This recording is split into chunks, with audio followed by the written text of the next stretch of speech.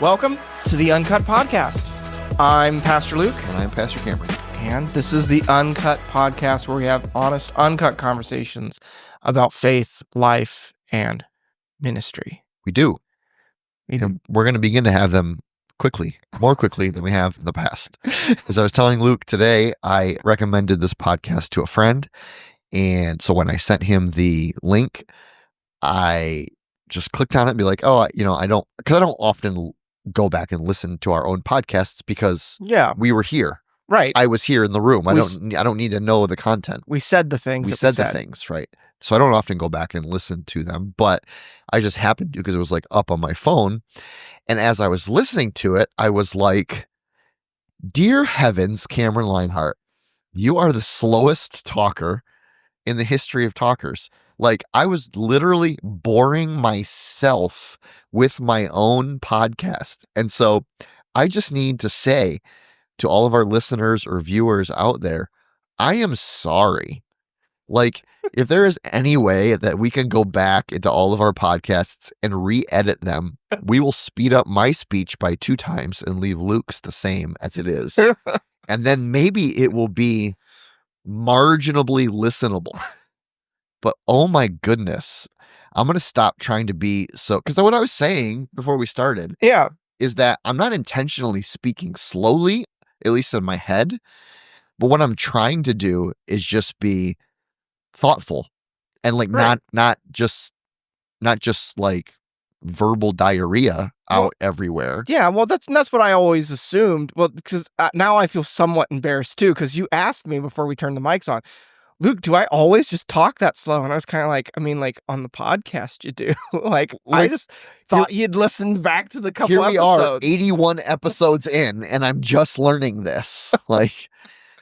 So need to work on my feedback. Yeah, I'm sorry, people. I'm sorry. Okay, I will speak more quickly, as much as I'm able to. Yeah. Or if not, just put it on 2x and listen to it that way. Yeah, you'll oscillate between my speech pattern and Cameron's speech Oh my goodness, it's so embarrassing. Anyway, here we are. Back in the studio, ready to pick up a new series. Yeah. I guess we have been preaching in prayer I think we did 5 sermons on prayer. We did. Prayer and 1 on fasting, which I just consider to be the same as prayer. And now we are going into a series on Sabbath, which is the other half of our yearly focus for the year, spiritual focus for the year here at Conduit. And if you haven't been around Conduit to hear it or know what we've been talking about in prayer, we've kind of communicated prayer as an invitation to intimacy with God. As we seek God's face, prayer is a way that we enter into deeper intimacy with Him. Yep. And now as we go into Sabbath is a way that we create space to seek the Lord, to seek His face. Yes. And actually, I think kind of one of the things that I want to talk about this morning, you've been doing most of the preparation for the Sabbath series because you're preaching most of it. Yeah. But one of the things that I wanted to talk about this morning was we don't create space for Sabbath. God has given us the space. It's our choice or our responsibility to step into it. Yeah. So, so I don't know if you have, since you've been doing most of the preparation for the series, if you have a specific direction where you'd like to start this episode, or if you want to jump right into this scripture that I have open, or what do you want to do? Well, I think just where you kind of started there is maybe we just start with that basic concept of Sabbath is creating, because our full theme, right, is seeking God through prayer and Sabbath. Seeking God's face. Seeking God's face through prayer and Sabbath. And so we talked a lot about seeking God's face. We talked about prayer. And Sabbath is, in a lot of people's minds, I just think people don't even know how to conceptually think about Sabbath. Not in a modern way. No. it's an old relic of religious life that they're not exactly sure what to do with in modern society. Right. And we've kind of let it go to the side. We're just like, that's old relic. We don't have to do it anymore. And so then we're left with not Sabbath, which is like our daily 7 days a week, 7-Eleven grind, and that's leading to a place where I think we've run out of space for God or for connecting with him, and also just other important things and gifts that God gives us, like our family, like our values and things like that, I think as well. So, yeah, I don't know. Let's start maybe with the passage that you've got that you've got open. Okay, so it's in Mark chapter 2, and this is one of my favorite passages on Sabbath in the New Testament. So in Mark 2, verses 23 through 28, one Sabbath, Jesus was going through the grain fields, and his disciples walked along. They began to pick some heads of grain, and the Pharisees said to him, "Look, why are you doing what is unlawful on the Sabbath?" He answered, "Have you never read what David did when he and his companions were hungry and in need? In the days of Abiathar the high priest, he entered the house of God and ate the consecrated bread, which is lawful only for priests to eat, and he also gave some to his companions. Then he said to them, 'The Sabbath was made for man, not man for Sabbath. So the Son of Man is Lord even of the Sabbath.'" Mm-hmm. So this is one of the more instructive passages to me in my kind of understanding or theology around Sabbath. Yeah. Is that instead of it being something that becomes a weight Yeah. that we must bear, Mm-hmm. it becomes a freedom and a gift that we get to receive Yeah. and walk in. Yeah. And I think that that's essentially how Jesus summarized what he said here. The Sabbath was made for man, not man for Sabbath. But that's what he was communicating really in his like back and forth with the Pharisees in the story as well. Yeah, well, this is the thing is like I will talk about this passage quite a bit once I get to it in the sermon series on Sabbath, because I think as instructive and helpful and life-giving as this passage is, it is also, I think, the root of one of the reasons that we've neglected Sabbath. Mm-hmm.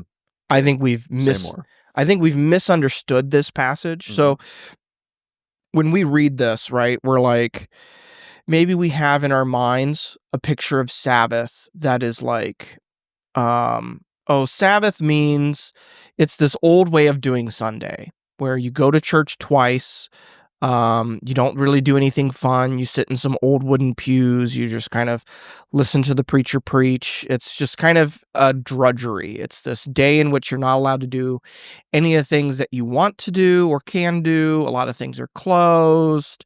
It's just kind of this day that just kind of like blah, right? If you have this kind of like very legalistic sense of what Sabbath is, we read this and then we're like, oh, what did Jesus say? He said that, okay, Sabbath is made for man, not man for the Sabbath. He's the Lord of the Sabbath.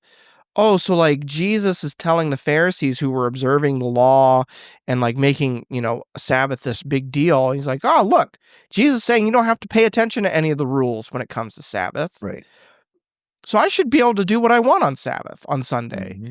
So it's a thing I actually don't have to kind of keep or worry about. And so like with that freedom, we just say, oh, well, it if I want to work on Sundays, that's fine. Or I want to work on Sabbath or whatever. Mm-hmm. It's okay if I don't practice Sabbath because Jesus is the Lord of the Sabbath. He did away with it here in this passage because he said, look, all the rules you're making about this are silly. Man was created for Sabbath, not Sabbath for man. That just means there are no rules when it comes to this. So I'm free. Sure. And then we don't practice Sabbath at all. We Mhm. just kind of go about doing our life, and we go to church on Sunday, and well, I went to church, that means I've practiced Sabbath, as much as I maybe need to or something like Mhm. that. Um and so I think that that's the popular understanding of this passage. And I think the reason ultimately why practice of Sabbath has fallen apart. So preach for us a little bit the sermon that you're going to preach on this, about what how do we internalize or kind of step into what Jesus was saying when he said, I am the Lord of the Sabbath. The Son of Man is the Lord of the Sabbath. Ooh. So the Son of Man is the Lord even of the Sabbath. That is like a I would say maybe like vis-a-vis how it has become understood, meaning like, oh, since Jesus is the Lord of the Sabbath, I don't really have to practice it because I just follow Jesus or right. whatever. Yeah. So that's what I think. Yeah. So exactly how you said it. I think we read that and we see the Son of Man is the Lord of even the Sabbath. That means Jesus is like got control over it. He's trumping it. He's trumping it. And so therefore I follow Jesus, so I don't have to I don't Right. have to practice Sabbath.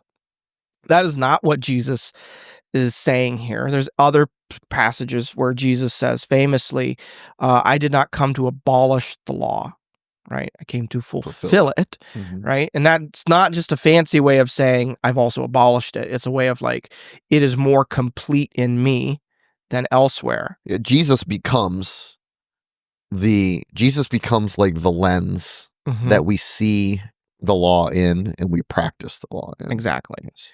And so when he says, I am the Lord even of the Sabbath, he's saying that like, I am the complete, like I am fulfilling the Sabbath, not in a way that it's like fulfilled and it's done with, but it is in a more complete sense in me. And so when he's talking about Lord of the Sabbath, like that's a huge, like not only is the Son of Man a divinity claim, like it's a claim of being the Messiahship, but to say that he's the Lord of the Sabbath, who started the Sabbath?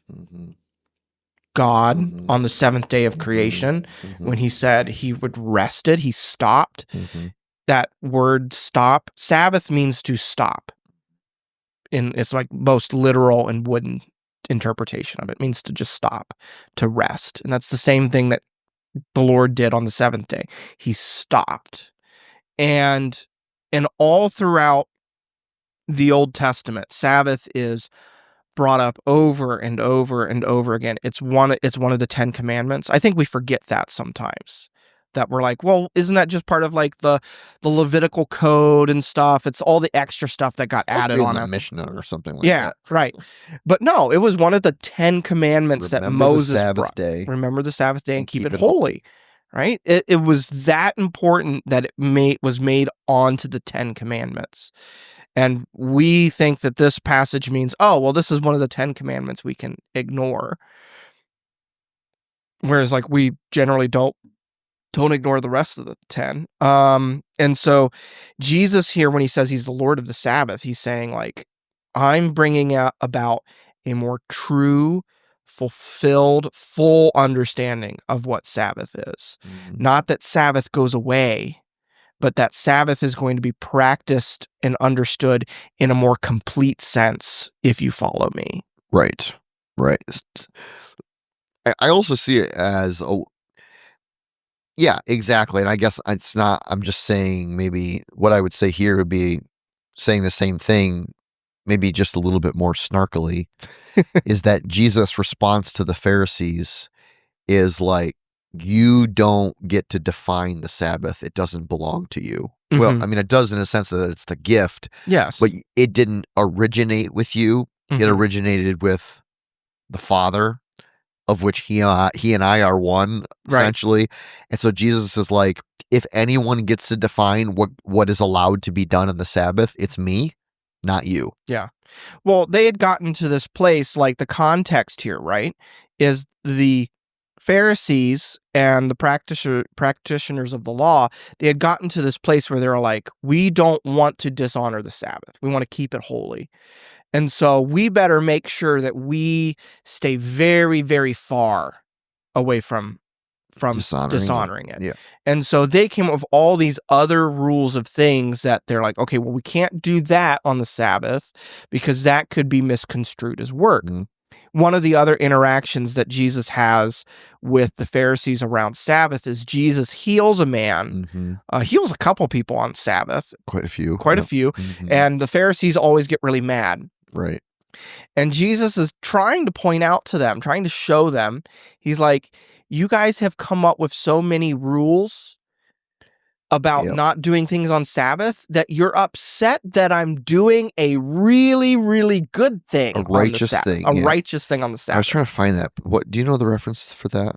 I don't off the top of my head. I think is it in Luke where there's the beautiful, it's the pool named Beautiful or Yeah, Gates Beautiful or Bethesda. whatever.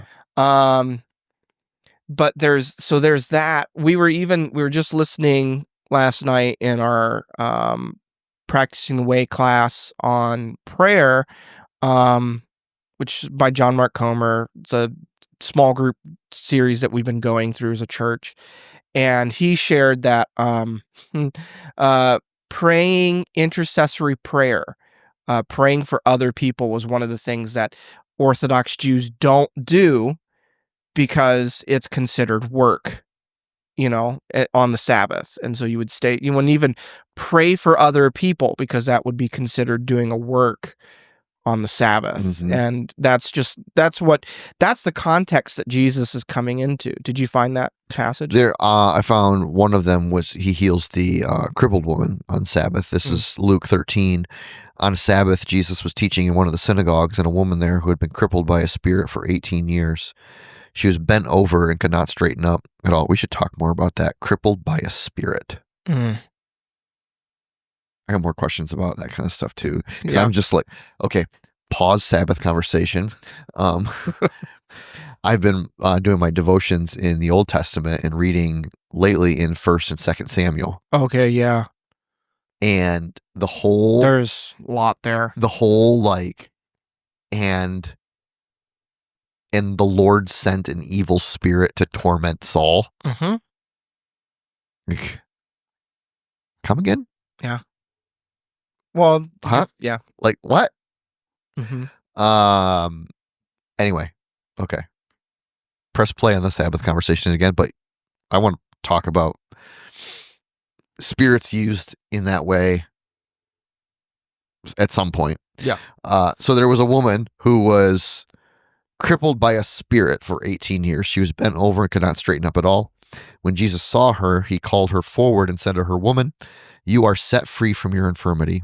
Then he put his hands on her, and immediately she straightened up and praised God. Indignant because Jesus had healed on the Sabbath, the synagogue ruler said to the people, "There are 6 days for work, so come and be healed on those days, not on the Sabbath." The Lord answered him, "You hypocrites!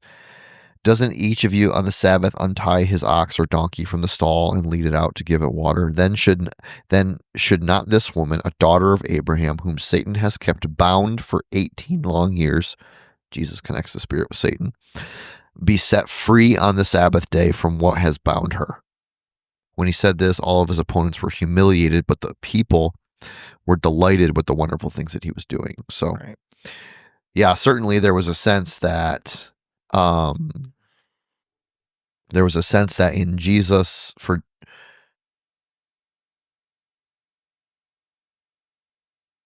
that there was, like you said, there was a highly legalistic attitude to it, which was similar to the way that the Pharisees kind of operated in relation to all of the law. All of it. Tithing out of their spice, yep. All that kind of stuff. Is that in accordance to the letter of the law, perfect in all ways, but missing the spirit of the law. And so Jesus came to, in a sense, now he didn't come to do this, but in his ministry and in his life, he did integrate or he allowed the spirit of the law to maybe define or qualify the letter Mhm. of the law. Yeah. And so that's kind of how I look at Jesus in the Gospels as it pertains to Sabbath, is that he's always bringing clarity to the misappropriation of religiosity Yeah. of the Pharisees. Yeah. You have heard that it was said, but I say, Right. throughout the whole Sermon on the Mount. And in instances of the Sabbath, it's like, hey, yeah, guys, listen, I get it, maybe to the letter, but don't you like untie your ox or donkey and take it to drink? And so why wouldn't we do something compassionate of the Lord, breaking into the kingdom, um, and um, and do that on the Sabbath? Like, it's not, righteous things are good on the Sabbath, Right. whether they're considered work by the letter of the law or not. Yes. So I think that's the reason why, like, if we were still in the context of Jesus, where we were like having really legalistic, like we were in a church culture, our church type of churches that, non-denominational evangelical churches don't typically have a legalistic approach to Sabbath. In a negative sense. In a negative sense, right? We're not pharisaical about it. We're not pharisaical about it. We're not in this space of like being like, oh, well, you can't do that, like in anything like that. And so our context is rather the opposite. Correct. We've gotten to this place where we've ignored the Sabbath to a great detriment of ourselves. And so we hear Jesus's words here and we just assume, oh, well, he's still just talking to us in our same context, where the context has changed and Jesus would probably have something very different to say. Actually, he would have something probably similar to say. I'm going to have to pull up my notes here. Because there's something that's really, I think, telling about what the Sabbath is, and what it's meant to mean, that comes out in the Old Testament. I need to look at my list of passages here. All right. If we go to, can you pull up Lamentations 2:6? Ooh, deep cut. Yeah, deep cut. I'll say this about something that you just said, is that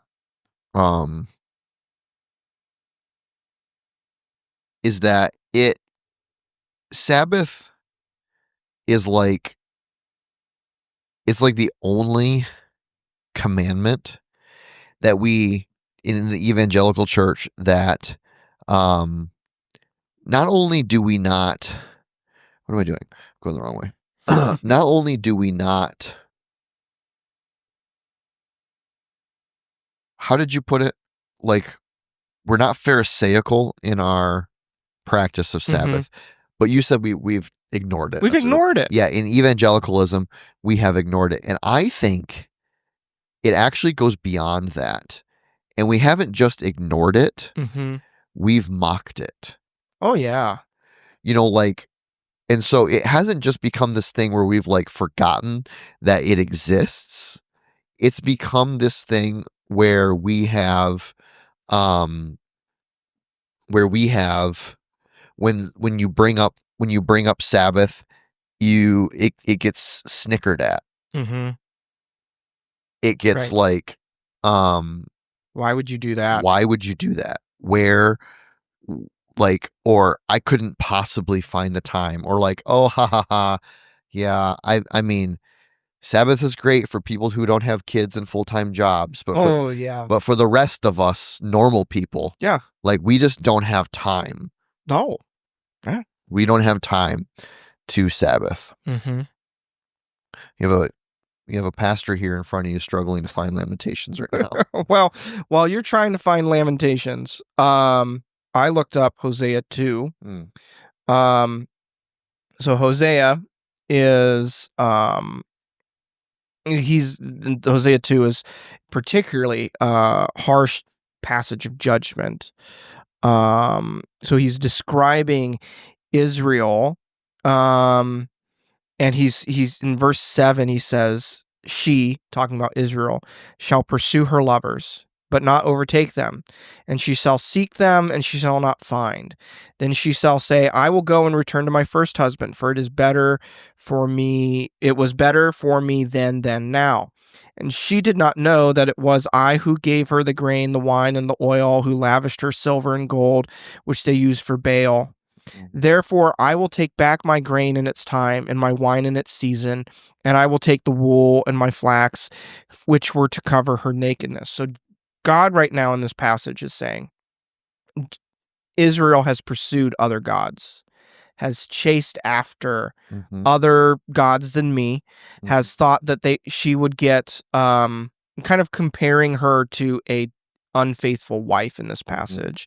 And he's saying, I'm going to bring about judgment. I'm going to actually take away all the blessings. Kind of like, he's kind of saying, like, she's been an unfaithful wife, but I've allowed her to keep the credit card. I'm taking the credit card away. Don't stretch my analogy here too harshly. But then he says, in verse 10, he says, now I will uncover her lewdness in the sight of her lovers, and no one shall rescue her out of my hand. So it's very violent passage here where he's saying, like, she's going to be disgraced. And in verse 11 is the verse I really wanted to get to, and it says, and I will put an end to all her mirth, all her feasts, her new moons, and her Sabbaths, and all her appointed feasts. Part of God's punishment to Israel is the removal of Sabbath. I'm going to take away all their holidays, all her celebrations, all of her Sabbaths. Like, it was a punishment to have Sabbath removed. Did you find that Lamentations passage? I did end up finding Lamentations in the Bible, yes. You did? Okay. Yes, it's right after Jeremiah, which I knew, indeed. But for whatever reason, it's like these pages were sticking together, and I was trying to talk at the same time. So what was the actual reference? 2:6. 2:6. He has laid waste his dwelling like a garden. He has destroyed his place of meeting. The Lord has made Zion forget her appointed feasts and Sabbaths. In his fierce anger, he has spurned both king and priest. Yeah. Yeah. So these are two judgment passages on Israel before they go into exile because they've been pursuing false gods. And we're like, oh, exile is the punishment. Yeah, it's part of the punishment, but also part of the punishment, as articulated in two of these passages, is the removal of Sabbath. Yeah, it'd be like if you sent your kid to your room as a punishment and then took their iPad as well. Yes. You know, exactly. So it's like you're still going to your room as a punishment, and on top of it, I'm taking the thing. Yeah. And the irony is that God hasn't taken Sabbath from us, but we've just ignored it. Yeah. We've put ourselves, by ignoring Sabbath, we have put ourselves in a position of experiencing punishment. We are punishing our own selves by ignoring the gift of Sabbath. Yeah, that's a good word. That's going to preach. Yeah. That's going to preach hard. You better come hard with that.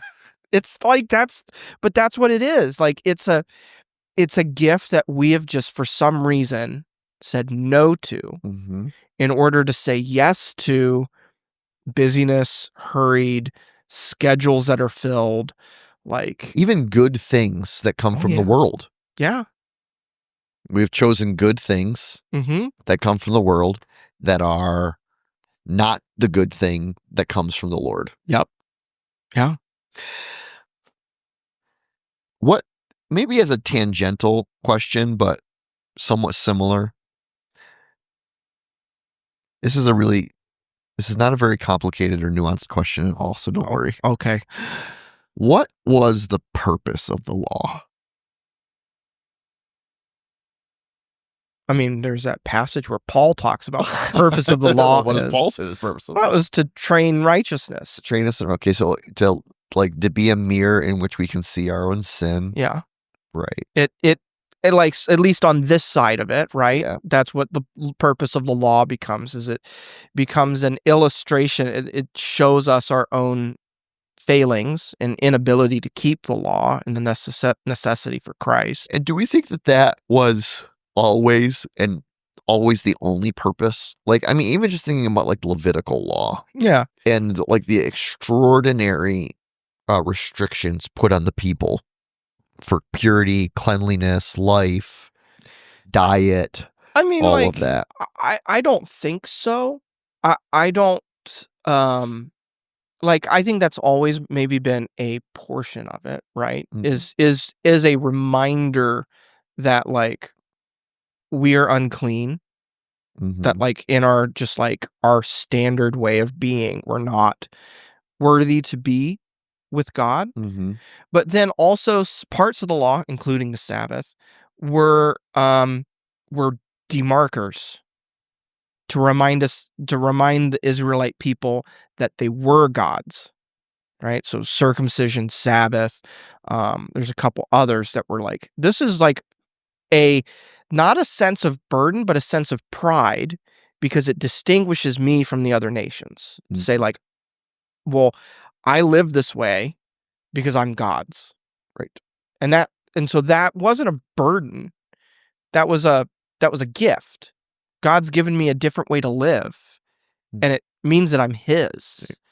So I don't think that our like I think we still, this is really getting deep in the weeds here, but I still think we very much struggle with the overinterpretation of Pharisaical and Old Testament law from a medieval context when the reformers came.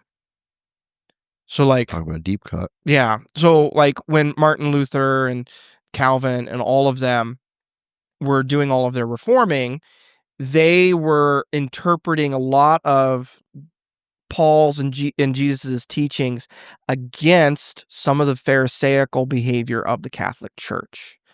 And so still to this day, Like overreacting. overreacting, right? And so to this day, when we read law, we can sometimes insert, oh, Catholicism Mhm. or something like that. Mhm. And we think, and we look at the Old Testament and we see it as being this like, essentially this Marcion heresy. So Marcion was this early heretic in the early church who believed that there was like the mean God of the Old Testament and Jesus was the new Nice God God. and he was the nice God. And if you just kind of get this idea that like God suddenly changed his face with Jesus, he suddenly became this nice God, and that like that there's this dichotomy between that was an early heresy that's still repeated all over the place. It's a heresy that's continued to live. It's just called other things now. Um I just don't believe that that's a true representation. I think when we read the Old Testament, we see that God is loving, he's kind, he's patient, he's forbearing, that the law was not meant to be this really mean, ugly, nasty thing that was a burden upon the people. Mhm. That it was generally seen and perceived as a gift. Mhm. That it wasn't just this like Mhm. he wasn't being this like taskmaster. Right. Um it's very just a like Yeah. a good thing. Like Yeah. I've always seen it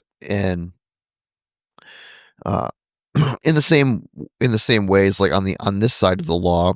Yeah, it is a thing that it's been a mirror that has revealed our sin mhm. and our need for a savior. Yeah. Cannot measure up to the standard of God's holiness on our own. We need the righteousness of Jesus to do that for us. Excuse me. But similar to what you said there, you didn't use these words, but you said the same thing, is that the law was for the people. It was an anchor of consecration. Yeah. It is what anchored them as separate from the pagan nations around them. And there is still a not even a significant, that still is true for the people of God now.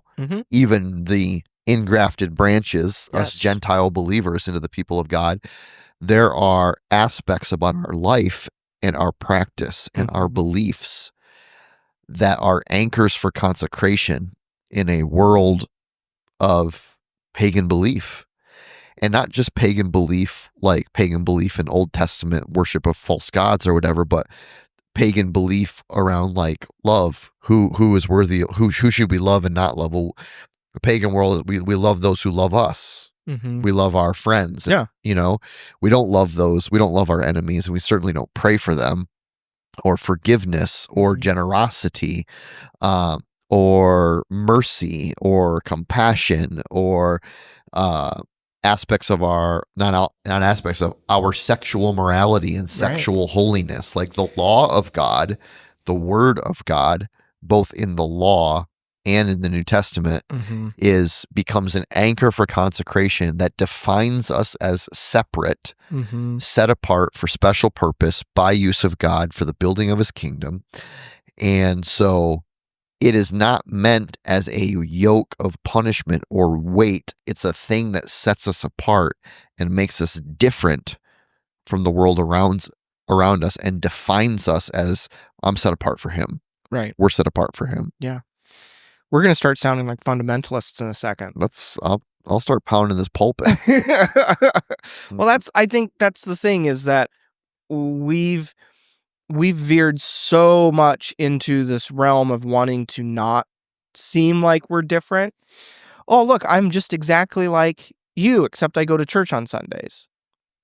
Yeah. And what we've done is we've left aside all the things that God has given us to be distinct, because they're unpopular and we'll be canceled for them or something like that. You know, not all, I don't think everybody lives in fear of being canceled, but I think that, like, I think it does when it comes to people's view of sexuality, right? Like, you are really not allowed to have a different view, a different perspective of human sexuality in the public realm than the prevailing opinions of the world. Yeah. You're not allowed to. Even regardless the fact that we're in the middle of like this will timestamp us a little bit, but like, even though we're in the middle of a world where for at least 4 years, there seems to be a top head leaning towards a more conservative view of sexuality, but I don't know that that's out of a whatever. But like, you know, but still the prevailing culture has been like permissive towards sexuality, and I think it will continue that way regardless of whatever the blip of social upheaval and turmoil we're in the middle of. Yeah. So I said all that. I asked the question about the law as an anchor of consecration, to say Sabbath is just that thing as well. Yes. That when the rest of the world is running like a chicken with its head cut off 100% of the time, Sabbath is the thing that marks us out as different. Exactly. No. It's meant to make us look a little weird. Yeah, I said at the beginning of the year, like, I am prepared. Prepare for me to make it weird this year. I'm going to make it weird this year.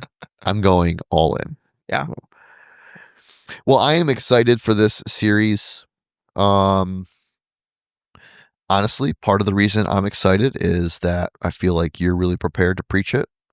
Yeah. And so I am just going to sit and receive it and sit under some teaching for a little while, which is good. I feel like I did a little marathon through prayer, and now I'm ready to sit and receive some Sabbath preaching. So I'm excited about it, because it is definitely, it's something that was just, I don't know, it's like it feels new and fresh because it's been so not talked about. It's not that it's actually all that new. Right. Well, we thank you for listening. I hope that it moved along a little faster this time, and it didn't sound like I had marbles in my mouth, or that, I don't know, that I was half asleep. I'm so sorry for all that. We're going to do better in the future. Why don't you give us some stinking feedback out there, so we know, hey, is Cameron half asleep or what? Because he's always drinking an energy drink, but he's talking really slow. Man, holy cow. I wish I would have known 81 episodes ago. Anyway, have a great day. Thanks for listening. We'll catch you on the next one.